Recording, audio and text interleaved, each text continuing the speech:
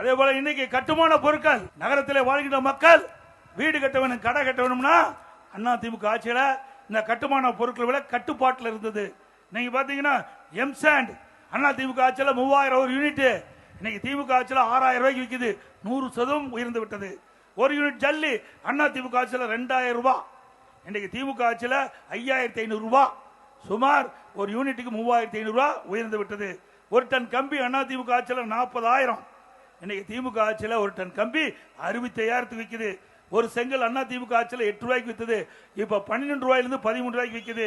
Cement ஒரு மூட்டை 240 ரூபாய் அண்ணா திமுக ஆட்சியில், இன்றைக்கு ஒரு மூட்டை சிமெண்ட் 300 ரூபாயிலிருந்து 400 ரூபாய் 350 ரூபாய்க்கு விற்குது. இப்படி கட்டுமான பொருட்கள் விலை இன்றைக்கு விண்ணை முட்டிக்கிட்ட அளவுக்கு உயர்ந்து போச்சு. இனி யாருமே நிஜத்தில் வீடு கட்ட முடியாது, கனவுல வீடு கட்டி மகிழ்ந்துக்கலாம் இந்த ஆட்சி இருக்கின்ற வரை. இப்படிப்பட்ட ஆட்சி தொடர வேண்டுமா?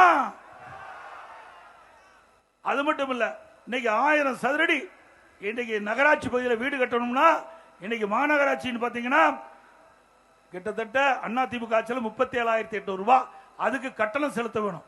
இந்த பிளான் அப்ரூவ் சொல்லுவாங்க. கட்டட அனுமதிக்கு மாநகராட்சி பகுதியில் 1000 சதுரடிக்கு 37,800, திமுக ஆட்சியில் கிட்டத்தட்ட 1,08,000 ரூபாய் மாநகராட்சி பகுதியில் கட்ட வேணும். நகராட்சி பகுதியில் எடுத்துக்கிட்டா அண்ணா திமுக ஆட்சியில் 37,000 ரூபாய் பிளான் அப்ரூவ்டு கட்டணம். அந்த கட்டட அனுமதிக்கு கட்டணம் 37,000 ரூபாய். 1000 சதுரடிக்கு திமுக ஆட்சியில் 74,000 ரூபாய் கட்டணும். 100% ஏறி போச்சு. எப்படி மக்கள் இந்த கட்டணம் கட்ட முடியும், வீடு கட்ட முடியும், கடை கட்ட முடியும்? அது மட்டும் இல்ல, திராவிட முன்னேற்ற கழக தேர்தல் அறிக்கையில வெளியிட்டிருக்கிறாங்க, கட்டுமான பொருட்கள் விலை ஏறுகின்ற பொழுது அதை இன்றைக்கு அத்தியாவசிய பட்டியலில் சேர்க்கப்பட்டு விலை குறைக்கப்படும் என்ற அறிவிப்பை திராவிட முன்னேற்ற கழகம் வெளியிட்டது.